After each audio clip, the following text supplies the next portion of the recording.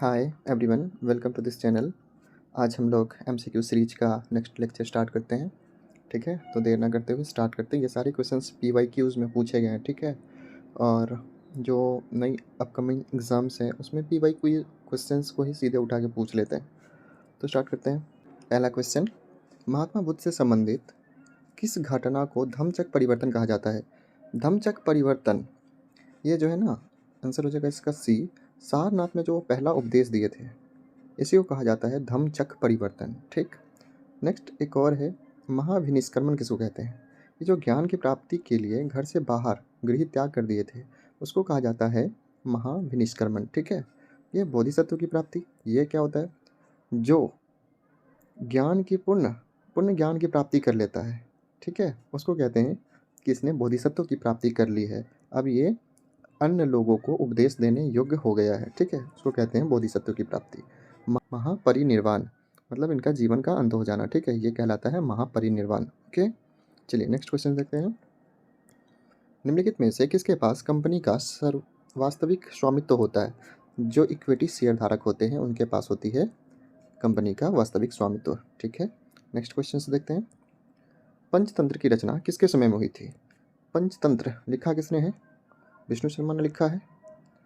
ठीक है, और किसके समय में हो जाएगा ये थे गुप्त काल के समय में, गुप्तों के टाइम में थे, और लिखा है विष्णु शर्मा ने।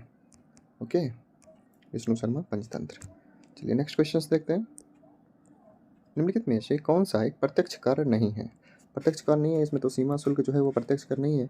उसके अलावा तो आयकर प्रत्यक्ष कर है, मतलब डायरेक्टली देना होता है। उपहार कर भी डायरेक्ट कर है, डायरेक्ट टैक्स। संपत्ति भी डायरेक्ट टैक्स है। ठीक, नेक्स्ट क्वेश्चन। जापान की कला है इकेबना। ठीक है, ये किस चीज़ से संबंधित है? इसमें ना फूलों को सजाया जाता है, ये हो जाएगा पुष्प सज्जा से। ओके, नेक्स्ट क्वेश्चन है, सुभाष चंद्र बोस ने स्वाधीन भारत की सरकार की घोषणा करी थी, कब? स्वाधीन सरकार की घोषणा सुभाष चंद्र बोस ने करी थी 21 अक्टूबर 1943 ईस्वी में। और यहाँ पे इन्होंने कहाँ से करी थी? सिंगापुर से। और यहाँ पे इन्होंने एक सरकार, समानांतर सरकार बना ली थी, और उसके प्रेसिडेंट सारे कुछ नेताजी ही बने थे, सुभाष चंद्र बोस। ठीक है, भारत माता मंदिर कहाँ पे है? भारत माता मंदिर जो है वो बनारस में, याद कर लीजिए।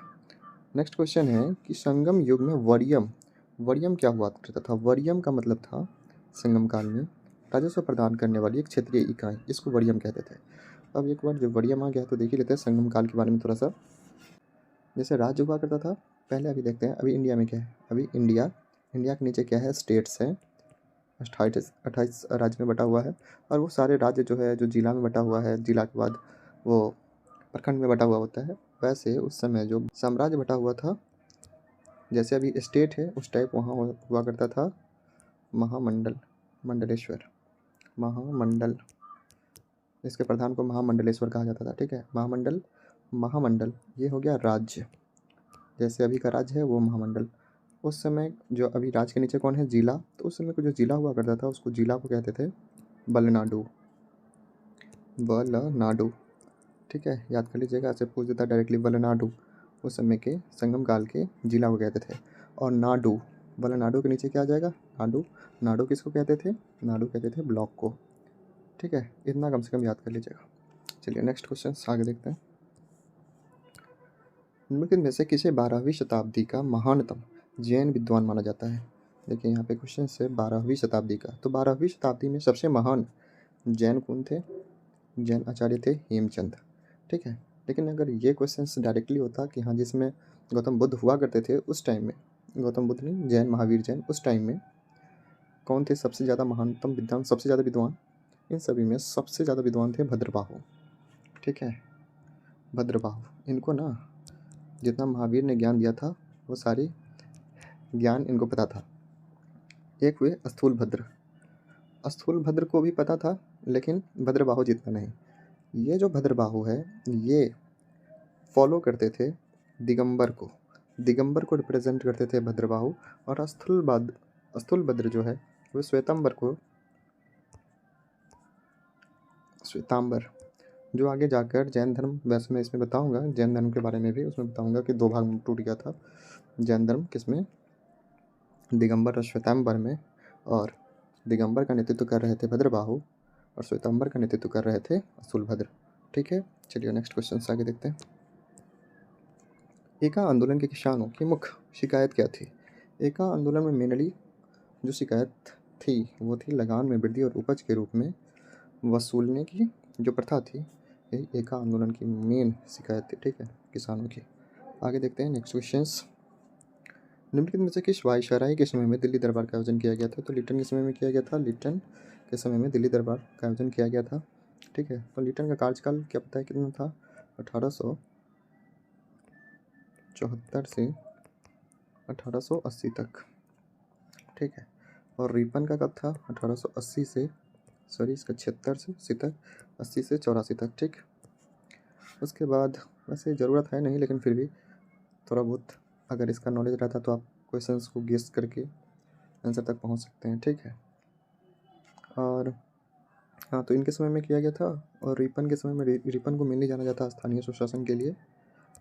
स्थानीय स्वशासन किसने शुरू करी थी? तो इसका आंसर हो जाएगा रिपन। निम्नलिखित जो है वो सेकेंड वर्ल्ड वार के टाइम में गवर्नर जनरल थे। लॉर्ड कर्जन के बारे में तो जानते ही हैं, इन्होंने बंगाल विभाजन करवाया था। Okay, next question. कांग्रेस से पृथक समाजवादी पार्टी की स्थापना किसने करी थी? समाजवादी पार्टी वो भी कांग्रेस से अलग होकर किसने? वह है आचार्य नरेंद्र देव। ठीक है, इनके ही नाम पे BHU में, बनारस हिंदू यूनिवर्सिटी में हॉस्टल भी है, जिसको कहते हैं AND hostel, Acharya Narendra Dev hostel. ठीक है, आगे। Tata iron and steel Tisco निम्नलिखित में से किस क्षेत्र में आती है? टिस्को जो है वो निजी क्षेत्र के उपक्रम है। ठीक है, निजी क्षेत्र में आती है। Next question. निम्नलिखित में से किस देश के कुछ भाग यूरोप महाद्वीप में तथा कुछ भाग एशिया महाद्वीप में है? ये है तुर्की देश। तुर्की, ये जो तुर्की है ना, ऐसा है, बीच में यहाँ पे काला सागर और यहाँ पे भूमध्य सागर, और इधर इससे इधर यूरोप हो गया, इससे इधर एशिया हो गया, ये वाला एशिया, इधर यूरोप। तो ये तुर्की का कुछ पार्ट्स है इस जगह पे है। तो इसीलिए ये क्वेश्चन क्या है? किस देश का कुछ भाग यूरोप महाद्वीप में है और कुछ भाग एशिया महाद्वीप में? आंसर हो जाएगा तुर्की। ठीक है, आगे बढ़ते हैं।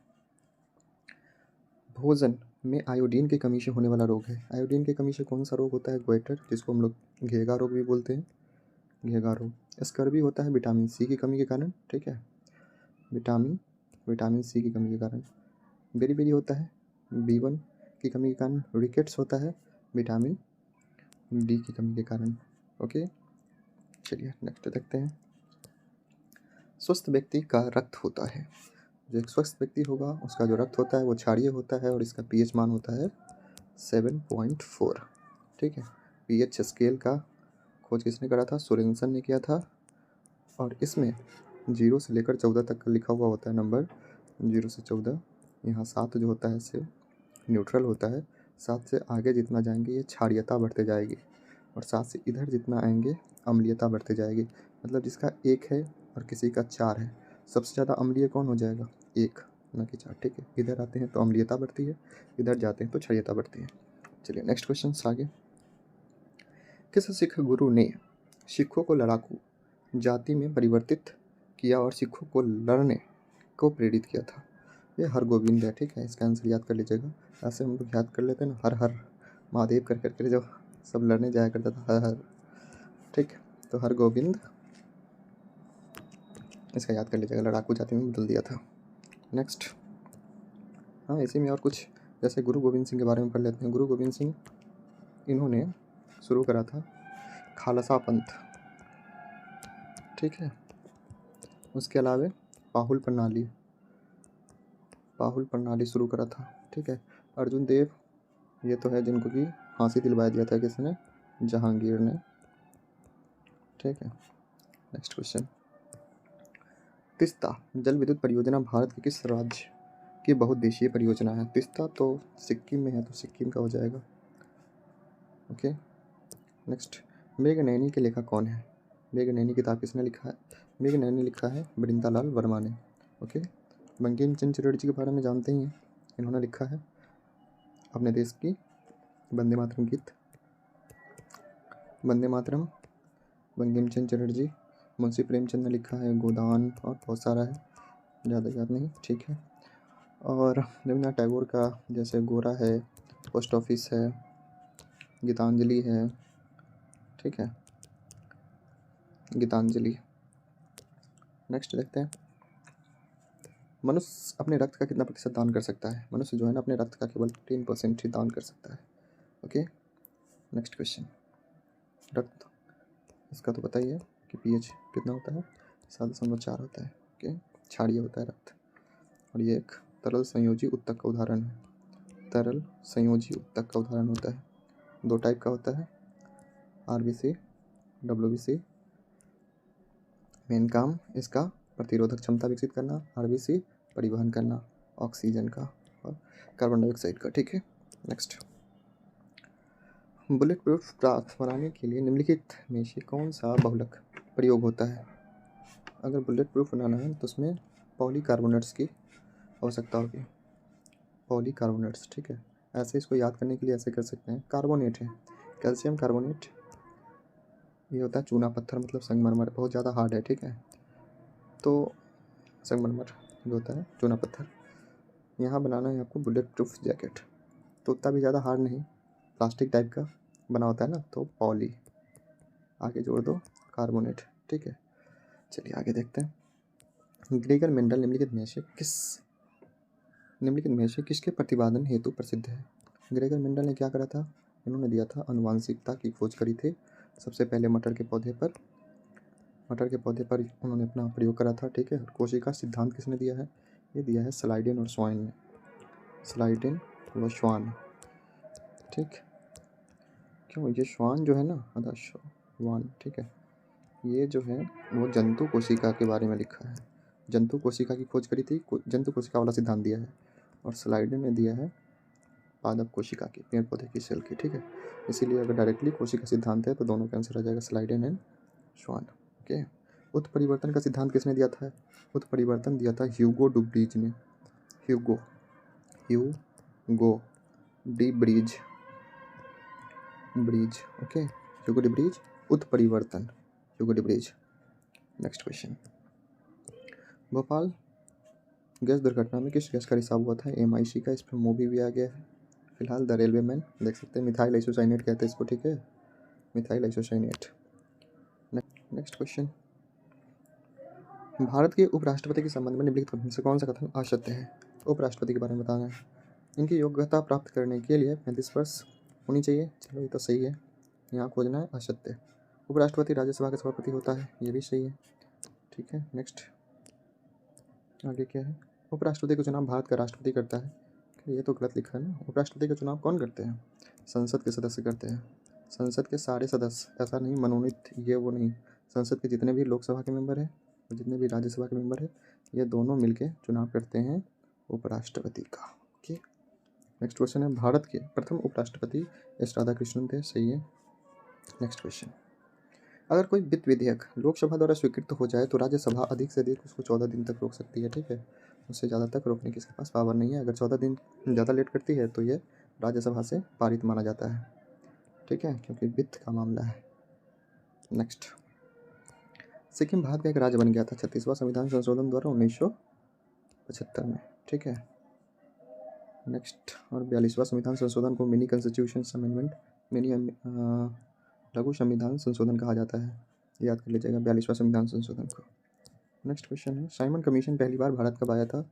1928 में आया था, वहाँ पे गठित हो गया था 1927 में ही, यहाँ 1928 में पहुँचा था। और इसका बहुत ज़्यादा विरोध किया गया था क्योंकि इसमें कोई भारतीय नहीं थे, 7 के 7 सदस्य जो थे सारे अंग्रेज थे।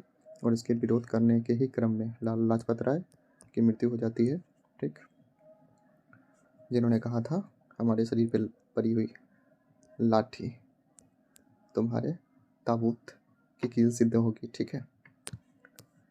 नेक्स्ट क्वेश्चन है, बड़ी लाइन की 2 पटरियों के बीच की दूरी होती है, बड़ी लाइन की 2 पटरियों के बीच 5 फीट की दूरी होती है, ठीक है। नेक्स्ट क्वेश्चन है, एस्पेरांटो क्या है?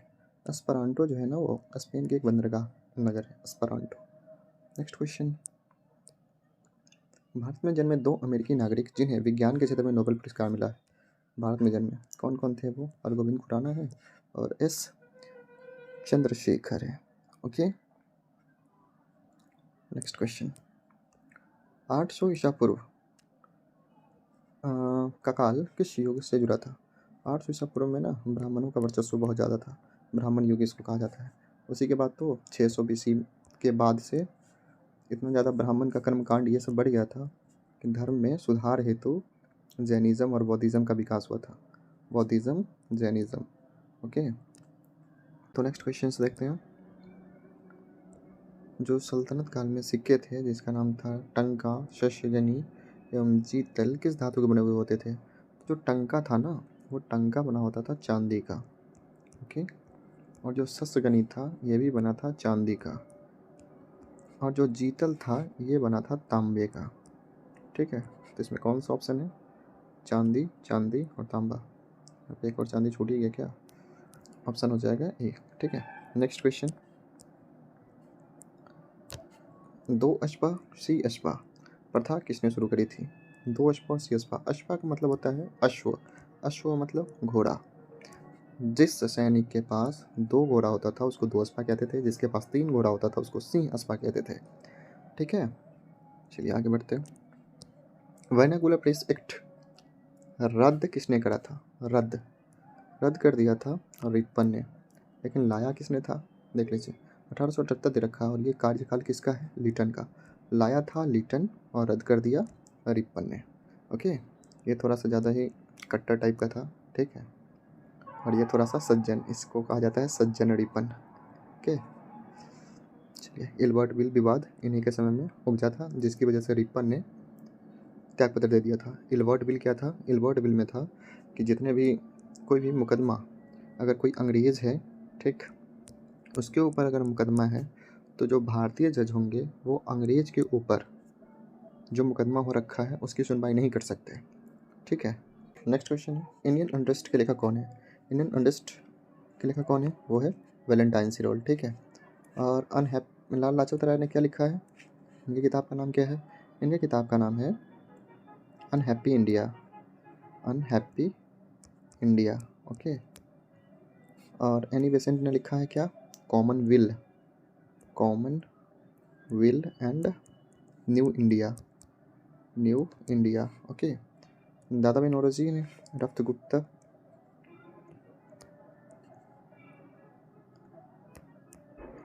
गुफ्तूर। ठीक है, नेक्स्ट क्वेश्चन क्या है? एक माइक्रोन में होता है 1/1000 मिलीमीटर। ठीक है, 1/1000 मिलीमीटर। ओके, ऐसे इसमें इसको याद कर सकते हैं हम लोग। क्या होता है? मिली, माइक्रो, नैनो, पिको, फेम्टो, एटो। इसको मिली को कहते हैं 10⁻³ माइक्रो को बोलते हैं 10⁻⁶, नैनो, मिली, माइक्रो, नैनो 10⁻⁹, पिको 10⁻⁻12, फेम्टो 10⁻⁻15, एटो 10⁻⁻18। 3, 6, 9, 12, 15, 18 ऐसे याद हो जाएगा। Milli, micro, nano, pico, femto, atto. Okay, next question. मनुष्य के जीवन काल में कितने दांत 2 बार उगते हैं? मनुष्य के 2 बार दांत कितना है जो विकसित होता है? वो है 20। वैसे दंत सूत्र का एक फार्मूला होता है ICPM, मतलब कितना दांत कौन सा है? ये है 2123। I4 होता है इंसीजर, इंसीजर होता है 2। कैनाइन, ये भी किस में? जैसे दांत के एक भाग में, जस्ट लाइक ये रहा पूरा दांत, ऊपर का जबड़ा का, ये रहा नीचे के जबड़ा का, इसको बोलते हैं एक भाग, इतना भाग को एक। ठीक है, 2 भाग, 3 भाग, एक टोटल 4 भाग। तो एक भाग में क्या क्या दांत होता है? 2123 होता है, जिसमें इंसीजर 2 होता है, कैनाइन 1 होता है, प्रीमोलर 2 होता है और मोलर 3 होता है। ठीक है, तो 3, 2 5, 2 7 और 1 8, 8 इधर, 8 इधर, 8 इधर, 8 इधर, 8 चौक 32 हो गया ना टोटल। ठीक है, ICPM याद कर लीजिएगा, दंत सूत्र 2123।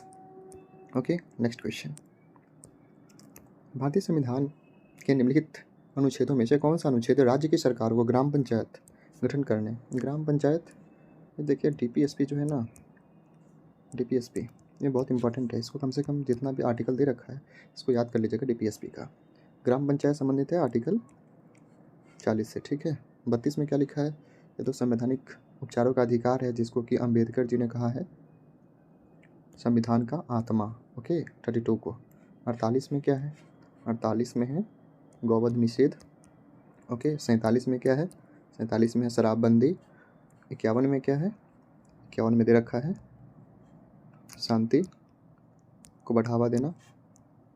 ओके, चलिए नेक्स्ट क्वेश्चन देखते हैं। निम्नलिखित में से किसने 1857 के विद्रोह को एक षड्यंत्र की संज्ञा दी थी? कहा था ये कुछ नहीं था, बस एक षड्यंत्र था, उसको कहा था आउटरम और टेलर ने। ठीक है, ए और बी दोनों हो जाएगा इसका आंसर, ए और बी दोनों, आउटरम और टेलर। टेलर ने बिहार का जो विद्रोह हुआ था उसको दबाया था। Okay, next. जल में अस्थायी कठोरता का कारण क्या है? जल में देखिए अस्थायी कठोरता जहाँ अस्थायी रहे उसकी उपस्थिति के कारण है कैल्शियम तथा मैग्नीशियम क्लोराइड एवं सल्फेट का घुला रहना। ठीक है, अस्थायी कठोरता। लेकिन इसी जगह पे अगर अस्थायी होता तो कैल्शियम तथा मैग्नीशियम के बाइकार्बोनेट का घुला रहना। ठीक है, कार्बोनेट। ऐसे इसको कैसे याद रख सकते हैं?